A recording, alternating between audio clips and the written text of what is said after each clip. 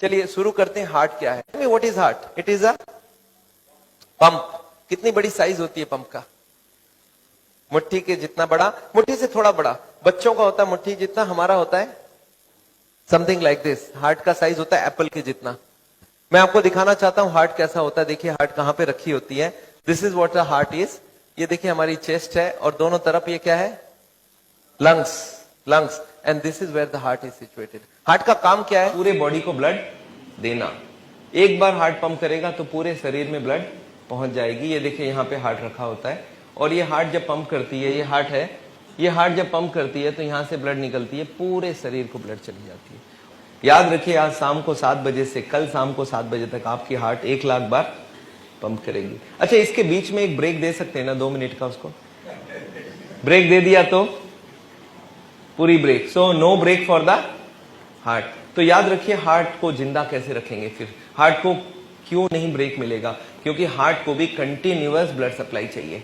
एक बात याद रखिए, हार्ट का काम है यहां से पंप करना और यहां से ब्लड पूरे बॉडी को चली जाएगी। और इस वक्त हार्ट अपने लिए 3 छोटे छोटे ट्यूब लेता है और ये ट्यूब्स हार्ट को ब्लड सप्लाई करती है और उसी ब्लड के जरिए हार्ट कंटिन्यूअस चलते रहती है। और ये सप्लाई अगर बंद हो जाए तो हार्ट की बीमारी हो जाती है। सप्लाई बंद हो जाए मतलब ये जो 3 ट्यूब आपको दिख रहा है इनके नाम है कोरोनरी आर्टरीज। और इनके अंदर अगर कोलेस्ट्रॉल और चर्बी जम जाए तो क्या होगा? हार्ट की ब्लड सप्लाई धीरे धीरे कम होने लगेगी और इसी को ही बोलते हैं कोरोनरी हार्ट डिजीज, जिसको सुनने के लिए आप आए हैं, जिसके करीब 7 करोड़ पेशेंट इंडिया भर में हैं। उसका बीमारी का नाम हो गया कोरोनरी हार्ट डिजीज। इसको बोलते हैं एंजाइना, इसको बोलते हैं इस्कीमिया, इसको बोलते हैं कोरोनरी हार्ट डिजीज। और इसी बीमारी को हार्ट अटैक से ही माना जाता है। इस बीमारी में क्या होती है कि ये 3 ट्यूब के अंदर चर्बी जम जाती है, कोलेस्ट्रॉल और फैट जम जाती है। तो हार्ट की ब्लड सप्लाई बढ़ जाएगी, कम हो जाएगी? कम हो जाएगी। तो मैं आज लेक्चर जो दे रहा हूं वो ब्लॉकेज के ऊपर दे रहा हूं कि हार्ट की ब्लॉकेज क्यों होती है, क्या होती है, कैसे होती है।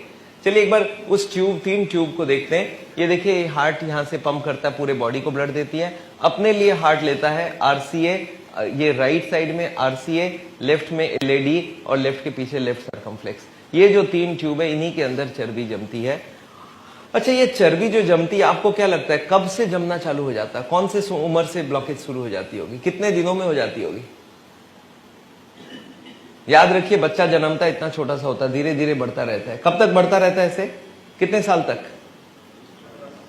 14 साल, 15 साल, 18 साल, 20 साल समझ लीजिए, तब तक ब्लॉकेज ना भी हो। पर जब ये ब्लॉक एक बार इसका बढ़ना बंद हो जाए तब तक तो जो भी फैट खाते हैं बढ़ने में यूज हो जाता है। अब जब ये बढ़ना बंद हो जाए, अब जो फैट खाएंगे वो कहां जाएगा? 2 काम कर सकता है, एक इधर बढ़ा सकता है और अंदर बढ़ा सकता है। कौन सा ठीक रहेगा? दोनों ही ठीक नहीं रहेगा। तो 18-20 साल के बाद ब्लॉकेजिंग चालू हो जाती है और उसी वक्त से आपको रोकना चाहिए। तो आपको क्या लगता है ये जो लेक्चर है सिर्फ हार्ट के पेशेंट के लिए इंपॉर्टेंट है या सबके लिए इंपॉर्टेंट हो गया? For everybody. अरे आज आप 18-20 साल के हो गए तो आपके लिए तो अब चालू हो गया ना। अब आपको फैट अंदर ग्रो नहीं करेगा, आपको बॉडी को ग्रो नहीं करने देगा, अब तो अंदर जाके ब्लॉकेज चोकिंग करेगा। And this is what we do not want. तो ये जो ब्लॉकेज है ये शुरू होती है 20 साल के बाद से और देखिए कैसे ग्रो करती है। दिस इज थोड़ा थोड़ा थोड़ा थोड़ा। अच्छा मान लेते हैं 80 ब्लॉकेज हो, उसके बाद पता चलेगा। क्यों बोलिए तो? Why people can not understand heart disease till 80 blockage? क्योंकि हमारे हार्ट में 20 की ही जरूरत है और सप्लाई 100 का दिया हुआ है। हार्ट को 80% एक्स्ट्रा ब्लड दिया हुआ है। So 20 is there is no shortage. तो 80% ब्लॉक हो तब तक कोई शॉर्टेज नहीं है। अच्छा, ये ब्लॉकेज आपको क्या लगता है किसके हाथ में है? भगवान के हाथ में है ना? ये हमारे अपने हाथ में, हम उसको रोक सकते हैं, खाली उसको मालूम होना चाहिए रोकना कैसे है। This is what we are going to do to you. तो एनीवे हार्ट की बीमारी क्लियर हो गई, आपको समझ आ गई हार्ट की बीमारी क्या है? तो ये है हार्ट की बीमारी। अब एक बार और दिखाना चाहता हूं इसमें थोड़ी बहुत चीज। एक और ब्लॉकेज को देखिए कैसा दिखता है। This is a 0 blockage, this is 80% blockage, 20 is open. अच्छा, इस आदमी को बैठे बैठे तकलीफ होगी क्या? नो, ही से सब बैठे बैठे मैं घूमने में भी दिक्कत नहीं है, स्पीड लूंगा मैं तब मेरे को यहाँ पे छाती में दर्द होगी, अदरवाइज आई एम कंफर्टेबल। तो ये है हार्ट का पेशेंट। अच्छा, इस ब्लॉकेज में एक चीज आपको और दिखाना चाहता हूं। ये जो ब्लॉकेज है ये किस चीज से बनी हुई है? घी, तेल, मक्खन खाया आपने ना? ये घी, तेल, मक्खन ये सब जमी हुए हैं यहाँ पे। अच्छा, इस blockage is covered by a membrane from inside. आपको समझ आ रहा है? ब्लॉकेज के अंदर की तरफ एक पर्दा होता है जो ब्लॉकेज को रोक के रखता है, इसको बोलते हैं इंटरनल मेम्ब्रेन। एक होता है आउटर मेम्ब्रेन, एक होता है इनर मेम्ब्रेन। अच्छा, ब्लॉकेज अगर बढ़ती जाए तो इस मेम्ब्रेन का क्या होने वाला है? मेम्ब्रेन स्ट्रेच करेगा और एक दिन मेम्ब्रेन फट जाएगा। पेन और heaviness on the left side of the chest, छाती के लेफ्ट साइड में पेन और भारीपन, या तो पेन या तो भारीपन होगी। और ये कब बढ़ेगी? जब चलेंगे तो बढ़ेगी, रुक जाएंगे तो ठीक हो जाएगी। 80 ब्लॉकेज है, अभी बैठे बैठे पेन नहीं है, स्पीड लेने गया तो दर्द हुई और रुक गया तो दर्द ठीक हो गई। और कुछ लोग बोलते हैं this pain can left go to the left arm, कुछ लोग बोलते हैं वर्स आफ्टर फूड, खाना खाने के बाद ये पेन ज्यादा होती है। और कुछ लोग बोलते हैं पेन नहीं होती है, अनइजीनेस होती है, burning sensation in the centre of the chest होती है। कुछ लोग बोलते हैं धड़कन तेज हो जाती है, palpitation, and some people have breathlessness. और बहुत रेयर केसेस में right side pain, shoulder pain, jaw pain, sweating, back pain, ये सब हो सकती है। तो ये सब सिम्टम्स हो तो क्या समझ जाए? Blockage is already more than 70-80% symptoms. Heart के पेशेंट को मैं यूजुअली बोलता हूं यहां से भाग के वहां तक जाइए, वापस आइए। बोलता भागने नहीं सकता, जब मैं भागूंगा तो यहां पे दर्द होगी। गैस का पेशेंट बोलेगा मुझे भगा लो, मुझे कोई प्रॉब्लम नहीं है। पर हार्ट का पेशेंट बोलेगा ना, when ever I increase my speed I get a chest pain, इसका मतलब वो हार्ट का पेशेंट है। इसके बाद मैं एक और टेस्ट करा सकता हूं, उसका नाम है सॉर्बिट्रेट बिलो द टंग। आपने नाम सुना सॉर्बिट्रेट टैबलेट? जीभ के नीचे रखी जाती है। एक हार्ट का पेशेंट बोलता है मैं चलता हूं मुझे दर्द होता है, मैं बोला रुक जाओ, रुक के मैंने बोला आप बैठ जाओ, और एक उसके जबान के नीचे सॉर्बिट्रेट रखाया। अब बोला 5 मिनट बाद चल के देखो, बोलता है अब कोई दर्द नहीं है। तो क्या समझ जाऊं? ये हार्ट का पेशेंट ही है। ये 50 पैसे में ये टेस्ट हो सकता है। पर इसके बाद नेक्स्ट टेस्ट में जाना होगा, ये साइंटिफिक टेस्ट है, इसको बोलते हैं ईसीजी। आपने कराया कभी? पेशेंट लेट जाता है, यहाँ पे लीड स्वीट लगाते हैं, हाथ में पैर में स्ट्रैप लगाते हैं, बटन दबा देते हैं, ग्राफ निकल आती है, एंड ग्राफ शोज प्रॉब्लम, तो हार्ट की बीमारी है। पर ये देखा जाता है 90% ईसीजी नॉर्मल आती है। ब्लॉकेज है पर ईसीजी नॉर्मल है, क्यों बोलिए तो? एक मेरा पेशेंट बोलता है मैंने 20 बार ईसीजी कराया, वो सारे नॉर्मल आए। मैंने बोला कब कराया? बोलता हर महीने तो कार्डियोलॉजिस्ट एक ईसीजी कराते हैं। बोलते आपकी नॉर्मल आई है। मैं बोला ईसीजी कराते वक्त आपको चेस्ट में पेन थी? बोलता नहीं, तब तो मैं लेटा रहता हूं।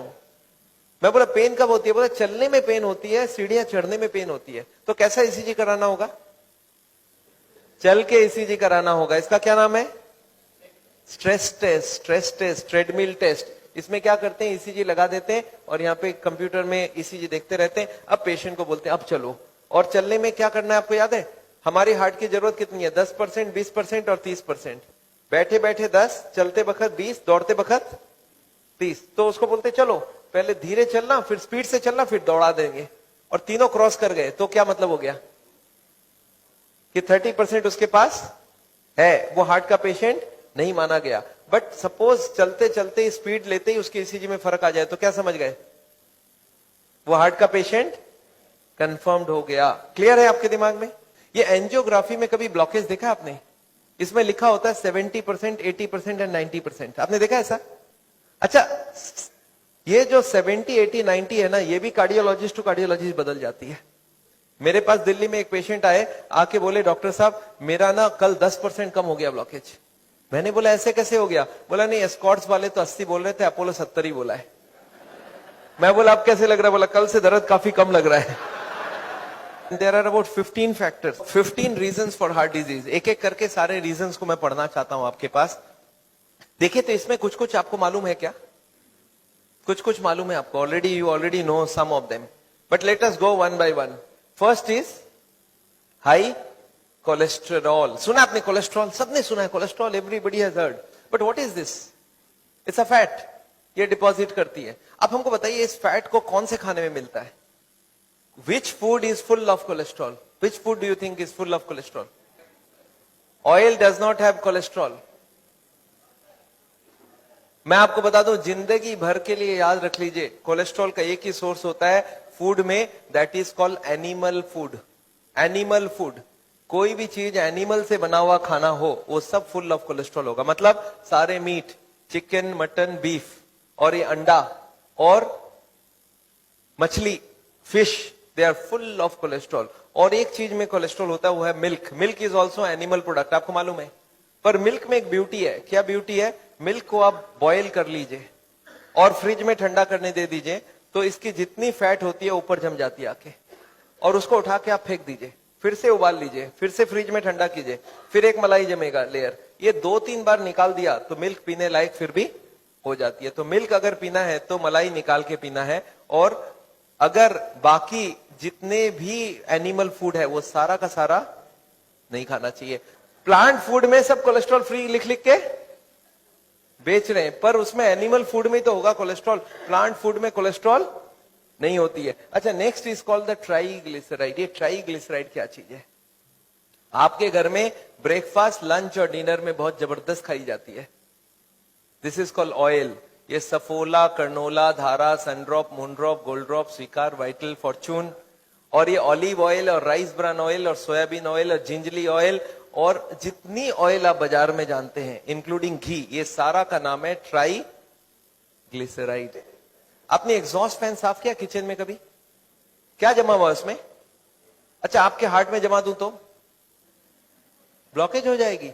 तो याद रखिए, फिर आपको क्या लगता है, आपका कॉमन सेंस क्या बोलता है, खाने में तेल खाना चाहिए नहीं खाना चाहिए? अच्छा, एक बात बताइए, खाने में तेल चर्बी है, हाँ या ना? सब मानते हैं चर्बी है, और चर्बी हार्ट के लिए अच्छा है खराब है? खराब है, ये भी जानते हैं, तो फिर खाने में तेल क्यों डालते हैं? अच्छा, जब मैं बोलता हूं तेल नहीं डालना, तो वो क्या करती है, उबाल के बॉईल करके वेजिटेबल हस्बैंड को खिला देती है। अच्छा, हस्बैंड को टेस्ट आएगा ना, बहुत अच्छा, सब्जी उसने तेल तो हटाया, मसाले भी सारे हटा दिए, और टेस्ट हो गया जीरो। अच्छा, हस्बैंड को खाना में टेस्ट तो आएगा ही ना? एकदम नहीं आएगा। अच्छा, मन मन में खाएगा तो सही, हार्ट की बीमारी है, डर के क्या करता आदमी, मरता तो कुछ तो खाएगा। अच्छा, खाएगा, गाली किसको देगा? डॉक्टर को, कि इस डॉक्टर ने मेरा जिंदगी। अच्छा, गलती किसका, गाली कौन खा रहा है? सोच रहे हैं आप? गलती किया वाइफ ने, कि जब तेल हटाने बोला मसाले भी हटा दिया, और गाली कौन खा रहा है? जिंदगी भर डॉक्टर को कोसता रहता है पेशेंट कि ये आदमी ने मेरा जिंदगी। अरे ऐसा करने का जरूरत ही नहीं है, खाली एक ही चेंज करो कि तेल बिना सारे मसाले को भूनना सीखो।